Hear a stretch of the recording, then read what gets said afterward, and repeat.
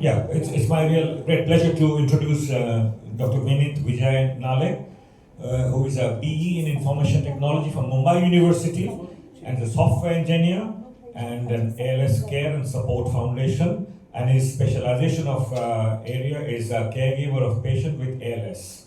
So I'd like Vineeth, that's the first one, and then the next one is Satvinder. And Satvinder Kaur from Delhi is a BSc in medicine, yeah, and then got masters in computer management, and she's a co-founder of the ALS Care and Support Foundation and an integration architect, associate director of Kyndryl IBM, and she's again a caregiver of patients with ALS and a database architect. She has achievements of NeuroRehabilitation initiatives of the year 2023 of the Indian Academy of Neurology, and also name features in the Limca Book of Records, and as a US patent holder in IT space. Thank you very much, ma'am, for coming over. That's all. We'll let the speakers carry on without wasting any more time. Thank you. Hello, everyone. A very good afternoon to the respected chairperson, distinguished doctors, researchers, therapists, and all esteemed members present here. So many years ago, I'll just go with. I'll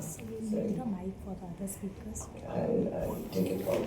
Many years ago, my sister Sukhwinder and I found ourselves in a situation we were completely unprepared for, caring for our courageous mother Satvinder Kaur, who was diagnosed with ALS.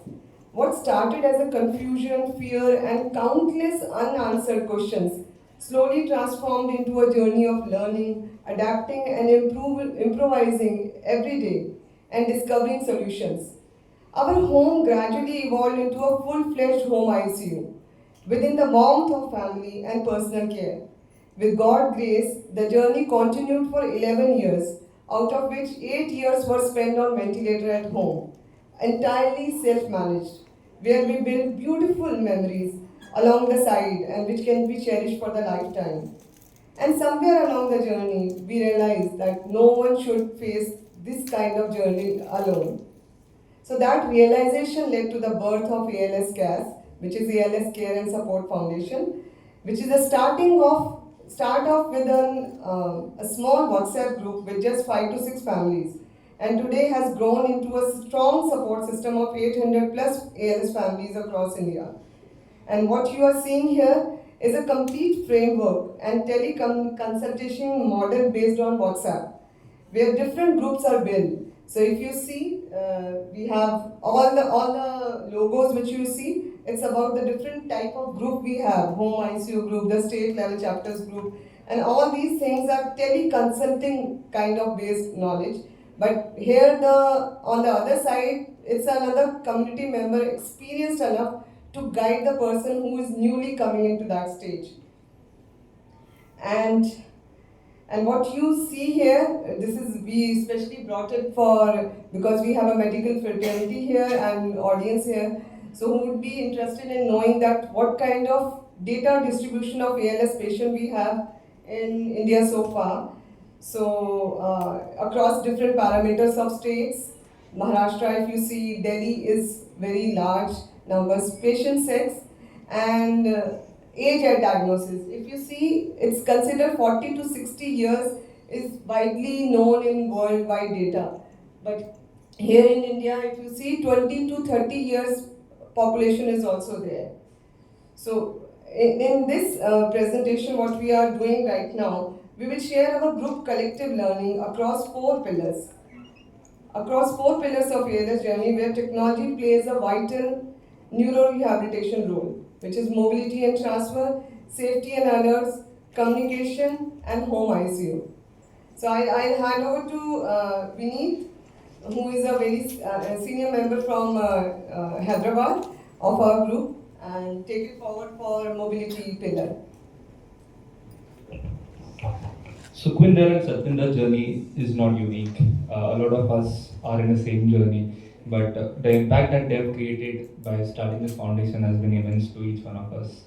Having said that, myself Vineeth, I'm a software engineer at Google and caregiver for my father, who was working at SBI for 38 years and just counting his days to retirement when he got diagnosed with ALS.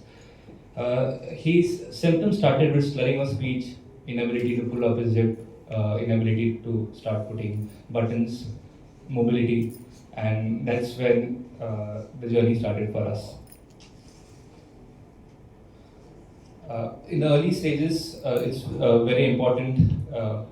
The symptoms that you see are probably slight, but the emotional importance of treating them well is very critical. If you say we have broken this down into early stages and mid stages, in early stages you need to support by foot drops by splints, walkers, canes, and by doing some modifications in the bathroom. You can see some pictures down there. As you move to the later stages and mid stages, you need to start introducing wheelchairs, stair climbing wheelchairs, commode wheelchairs. Commode wheelchairs has been one of the most critical things, especially to maintain dignity of the patients. I would like to share a story over here of myself. Introducing a wheelchair to a person who has been walking, running, playing entire life is a very difficult situation to do. And we, in my family, we were anyways 5-6 months into the journey, and it was very difficult to even get up that topic. So one fine day, we ended up in a mall, over a mall right around the corner in Malad. There were wheelchairs kept over there, and I made my father sit on it. So the joy that he had to play around that wheelchair was immense, and that's how we started introducing wheelchair to him. And then he started enjoying it. He didn't take it up as something bad. But that's how, like, it's not only about introducing these assistive methods in patient's life, only from the medical point of view, but also from emotional and caregiver's point of view. So we'll be covering some of those aspects.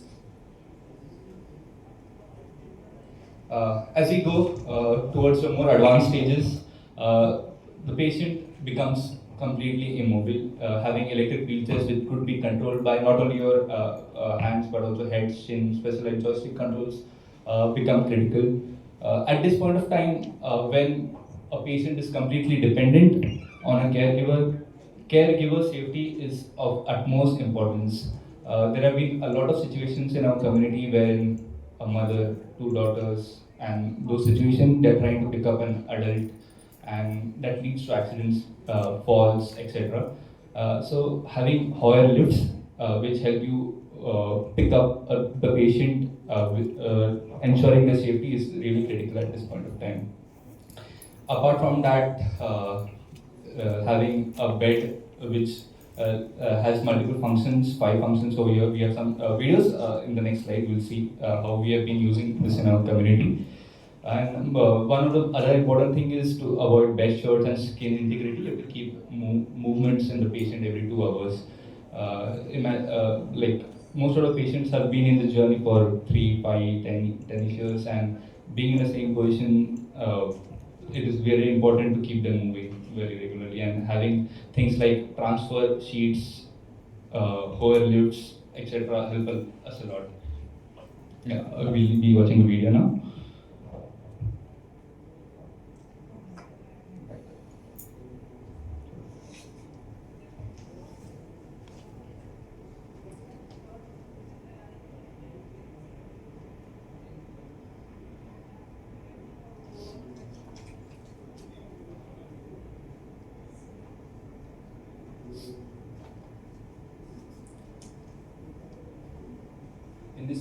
In this video, you're seeing multiple people here, but please notice that it's only one person who's taking care of their father. We have another senior member from our community, Vijaya.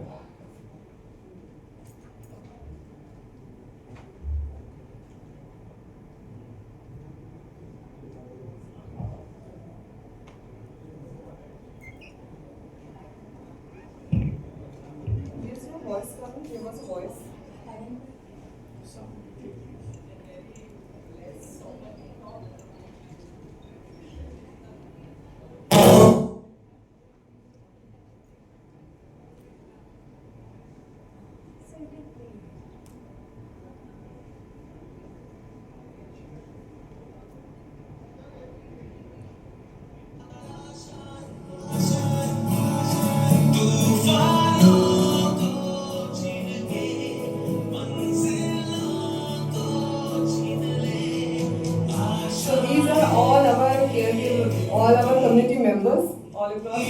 real experience. It's not a pictures taken out from the Google.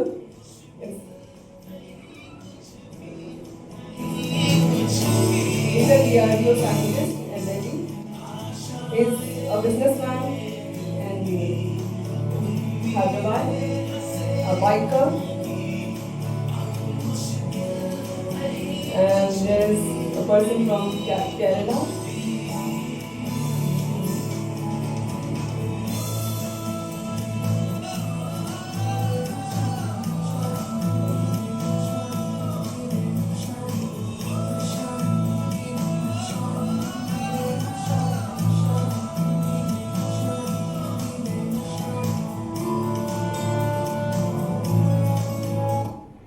So if you see this, this is Suresh. I just like to share about him. He's very enthusiastic, very motivated, and while he's losing the ability to walk and losing his mobility, then he's making sure that because he can afford, he's finding out the best possible technology solutions to make the independence as much as possible. He still goes for a various vacations, go for a beach and all those things. So he's trying to maintain that life doesn't have to stop when the mobility stops. I'll move on to pillar number 2 we have about the safety and alerts. So there was a time when night meant for constant alertness, like I have been going through along with my sister for 11 years. So we would sleep lightly, always listening to any saliva sounds. If you know that ALS patient cannot have a drooling saliva kind of, or changes in the breathing patterns of the ventilator. So all those things were actually always, mind was keeping us alert all the time. However, constant fear always remained in caregiver mind in any of the cases, not only ours, in each and every community member case. What if we are not able to act at the right time? Here the technology of alarms and alerts plays a very vital role. So such solution can be as basic as simple jugaad. If you see, there is a ring holding and there is a plate available. Shared within the group. For example, we used a rattle. In our journey, we use a rattle, जो चाय की rattle होती है, with a or in later stages spoon tied to a thread, elastic thread, where mama could move just a single finger, and that all that spoons used to make a sound. And Commander Rawat from Mumbai innovated a steel plate system where a ring worn on the finger could create a noise with a minimal movement, allowing our loved ones to alert caregivers. We also received the NeuroRehabilitation Initiative Year Award in 2023 for abstract on these such affordable and innovative solutions. Human alertness, no matter how strong, how much love you have to the person or how much attentive you are, has its own limit. And this is where the technology becomes essential.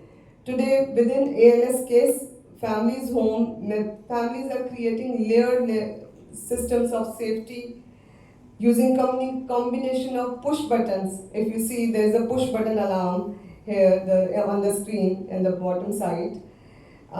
Baby monitors, ventilator alarms, mobile notification. You have many apps linked to mobiles and notified you if there is a change in the breathing patterns and all.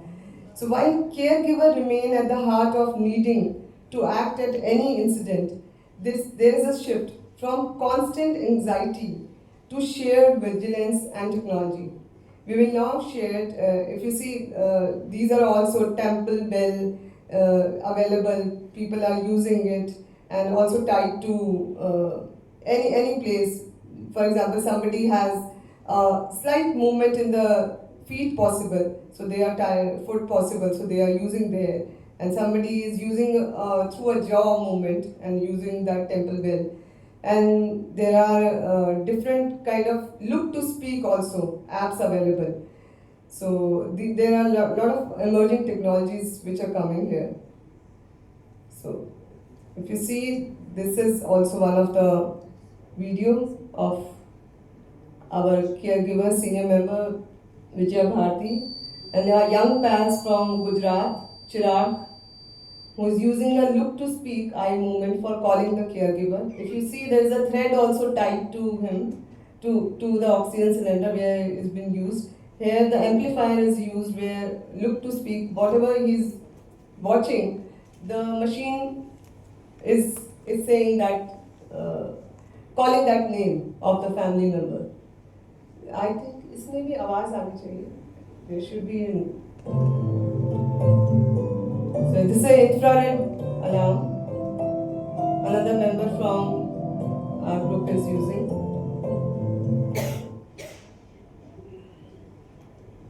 Sorry. I think we are moving now to pillar number 3, which is communication. It's the most interesting one, I think, you will find. So communication is one of the most important things. If you're not able to communicate in your family or they are not able to communicate back with you, that's where things start going downhill. So in the early stages, it's important. Like eventually, a patient will start losing their voice. So in the early stages, it's important to do some voice banking. In our community, we had a meeting with 11 labs, which helped pilot some of our patients to do voice banking. And there are some other efforts that we have been doing in this end, in our community. The other really important thing at this point is to keep practicing how would you communicate at a later stage when you really can't do any movement. And because at this point of time in the early stage when you can move, you can talk, it's easy to learn. But that's one of my learnings. I couldn't get that to my family in the sooner stage. My father cannot use tracking devices. But I've seen a lot of people who are using tracking devices, they have introduced this at the very beginning in the early stages to be able to use these boards. If you see in the bottom, there are these boards, there are color coded, there are 5 directions to it. You look at in the direction to pick a color and then another color within that to type. Eventually that's how most of us in our community, the patients communicate with the caregivers. Moving on, in the mid stages when your voice is gone, but you still have movements apart from, you still can probably move your jaw, you can probably move your finger, you can probably move your head. During those times you can use, we have been using apps that let you control using head tracking, using gaze control, etc. And this is the most interesting part. I would like to share a story over here. One of our members, is an alumni from IIT Kharagpur. His wife, she's had ALS for 8 years. So he just told his wife that he's going to an alumni meet to IIT Kharagpur. Next morning, he received a message from his wife that your tickets are booked. She booked it all by herself, only by using her gaze to control and book tickets. So she's planning to architect her house, choosing the interiors, all this just by her eyelids. Okay. Yeah. So we have been using this eye gaze control using Toby. And apart from that, we have some alternatives in iOS itself, eye tracking. And there's also things that will allow you to use the head control that I spoke about earlier within iOS. Yeah, that's about it. Next, let's watch a video of some of the examples that we have seen.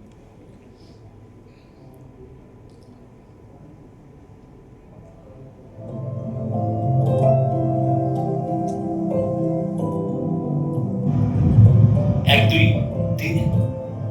A, I.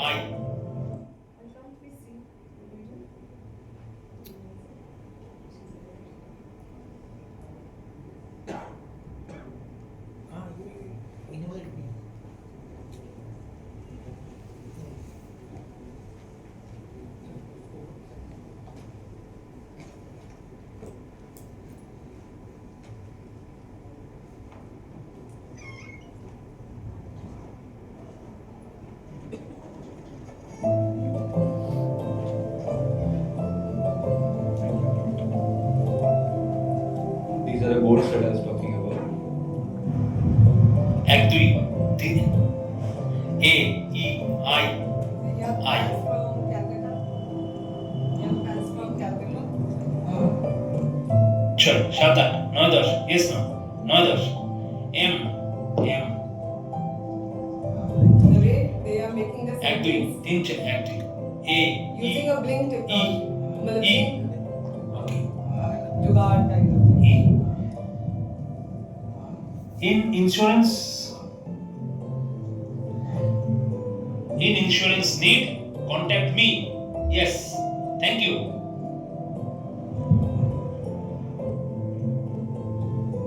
This is I was talking about Commander Rawat, his wife Mrs. Nirja from Mumbai only, using a laser pointer technology. Only 100 rupees pen you can get it from anywhere, and they were able to communicate properly, completely.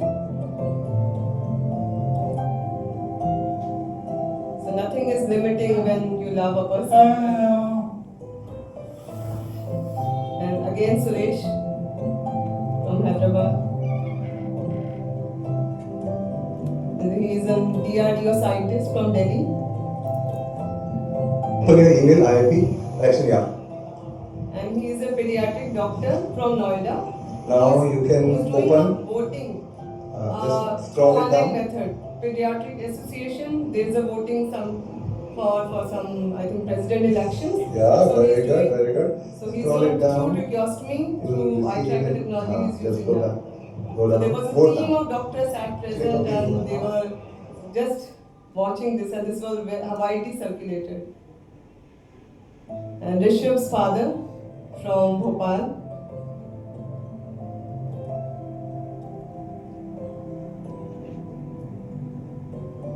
This is the OptiKey, this software which he is using, right? Try to this is gaming device, Tobii eye tracker.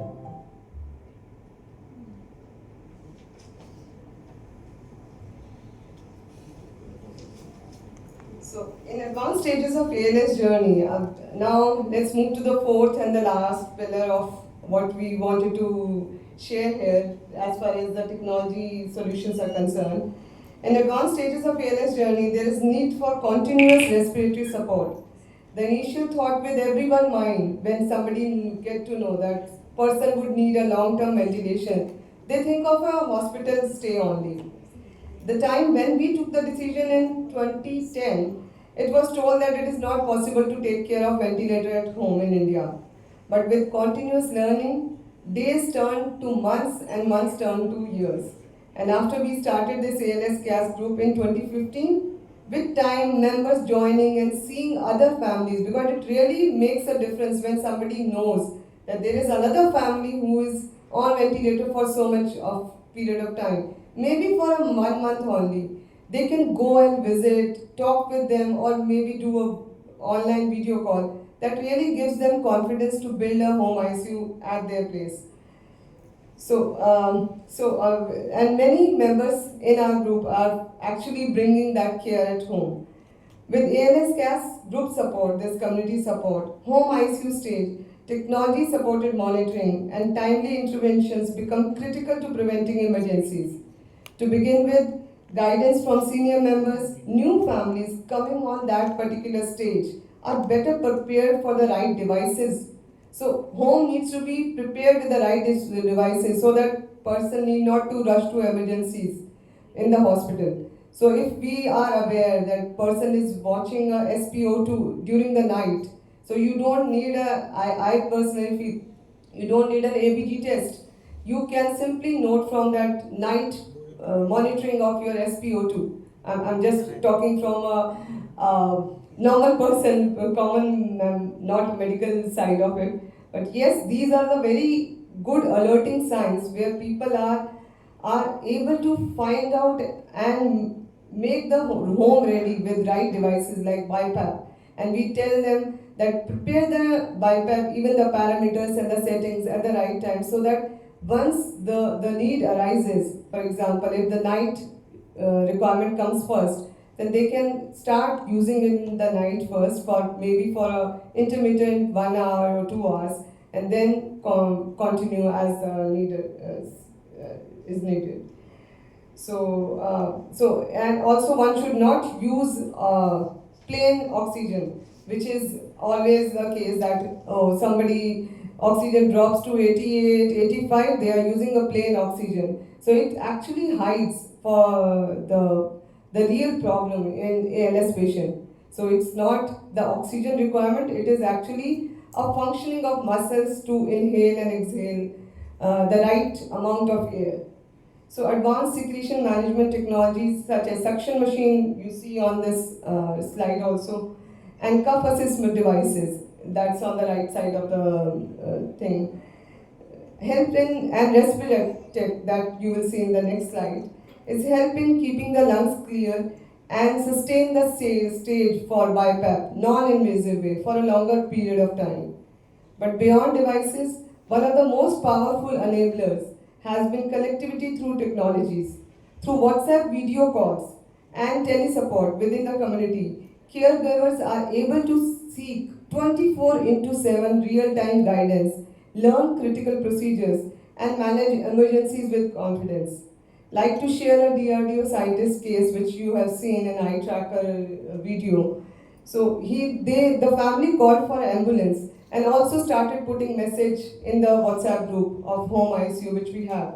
Quickly at 2 a.m., 3 or 4 members, senior members joined the call, done the video call, guided the family for doing the right steps of the things which are required, whether embu, suction and all, nebulize, which way needs to be done. While the ambulance is at home, the completely situation was under control and ambulance was sent back. So this is one such incident. We have hundreds of such incidents, such kind of thing which has saved life and avoided emergencies and rushing to hospitals. And also it is not only that rushing to hospital was avoided, it's actually the trauma which patient and family goes through when they get admitted in ICUs and all. And also the personal attention, the negligence which can happen there. And also the finances get saved using this kind of support system. I'm not saying, I'm completely not denying that medical side should not be consulted, but yes, in the given limit of the emergency condition and the panic situation, we have a community who can support and guide the people because they have gone through that situations earlier. So as a result, we are seeing something remarkable in our group. Hundreds of patients living on ventilator and BiPAP at home in India. For days, not for months, they are for years, many years. Hardly anyone is aware of. And not only surviving, these families and warriors are living with good quality of life within the boundaries of love and care of home. And I think we do not have a, like you see a trilogy ventilator here, oxygen concentrator device, AMBU, and the last you have a dream station. So this is a home ICU, few patients' pictures. First picture is of a Shreya. Shreya is an 18-year-old child from FUS mutation from Gurgaon only. And see, he's using the complete home ICU setup and taking care. I have also visited them and very, very well managed. The second picture is of my mother. And see, we are using that जो बच्चों का tent house होता है उसके वो लगा के we are using this for IV. And there is another person from Hyderabad only. And there's one Vineeth. Vineeth is with his father and family. And see, people are celebrating 40 years. He's also a patient, one of our community member. And this is our home ICU setup at the bottom. If you see, the whole humidifier, if you trilogy के नीचे जो table पे है, or suction machine and all those things, everything was completely.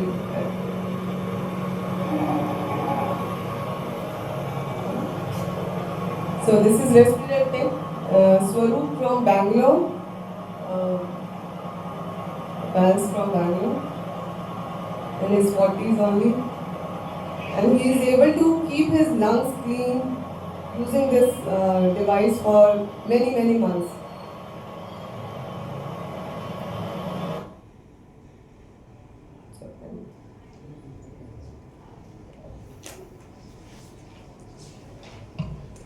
we have a section on emerging trends, what we can think about what could happen in the future. One of them is around BCI. We have heard about BCI, brain-computer interfaces, in multiple tracks today itself.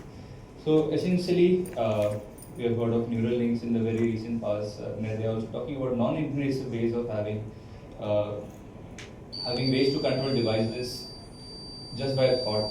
So we think having such kind of technology in the future and in the present is going to reduce the barrier that we have right now. Right now, most of our loved ones are restricted only by the thought, only by the eye gaze, hoping that the future will allow even thought to control the devices around. The other thing is we have probably seen some of these examples already. Hyper-personalized AI communications systems, just by typing a single letter, single word, based on what you do at what different times of day, just predict and give sentences. So with the onset of current AI advancements, I think we have a really good way ahead. The next one that I want to kind of even highlight is in home ICU. Right now, most of the monitoring, at least in my house, maybe Satvinder can add, is happening when we are checking SpO2, we are checking heart rate, etc. When we are doing something. But there could also be some sort of predictive predictions over there with the help of AI based on different parameters, not only oxygen, heart rate, but other things. Probably measuring things from other sensors on the bed, the mattress as well. So these are some of the emerging trends that we see coming and that would really help people like us and our loved ones eventually. This is we completed recently 10 years, and this is a 10 years video of our group. So this sums up everything what we are doing.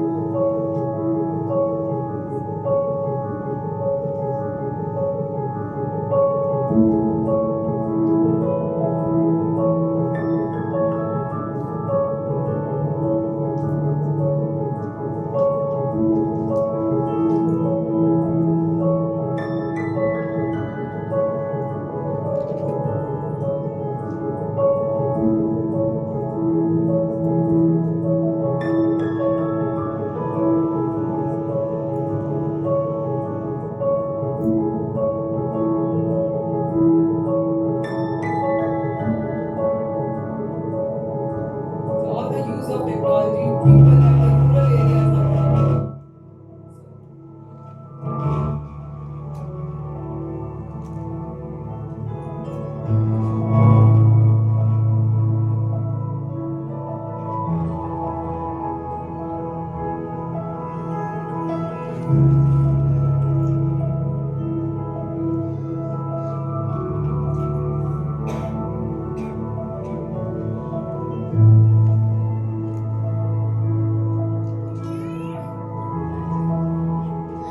So all around tracheostomy and ventilator.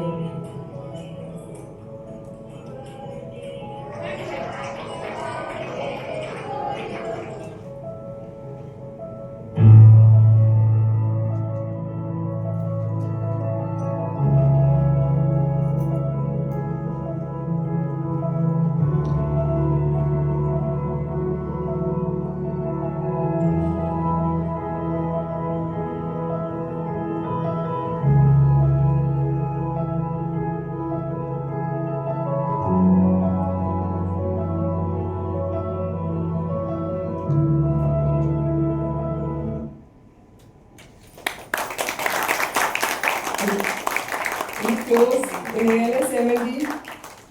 While the search for a cure continues all across the world, you know hundreds of researches are going all across the world. The responsibility to improve the quality of life during the entire journey currently remains with all of us and is getting possible only through technology, through empathy, and through collaboration. On behalf of entire community, thank you for listening and understanding, and also giving us the opportunity to actually be on their stage and share our learnings.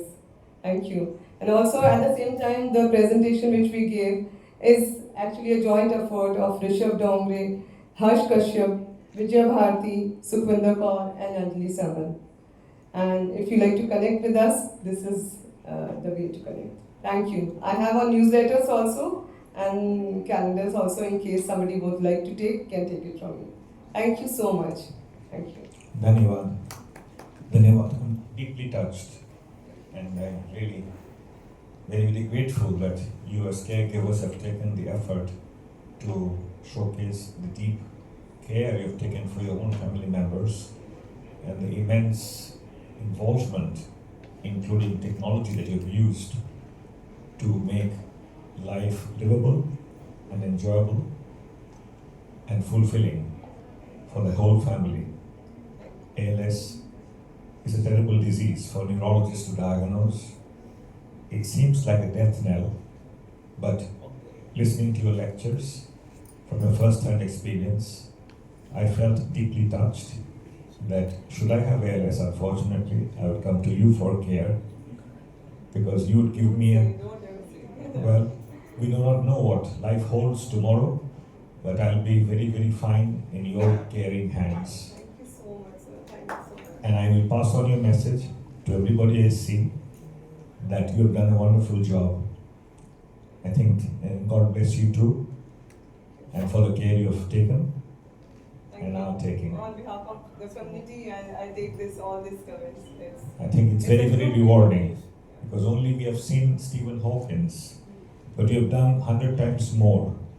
And I, as a neurologist, have been looking after ALS patients and giving them Riluzole, but you have taken it to the extent of doing voice banking, although you said you couldn't quite do it at the first stage, but maybe communication, because the mind is absolutely clear till the very end.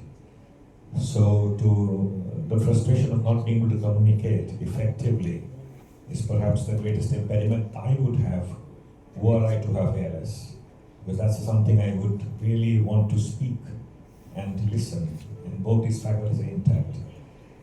I think you did wonderful in the 4 pillars that you did to make life livable and dignified for a very long time. I would, I'm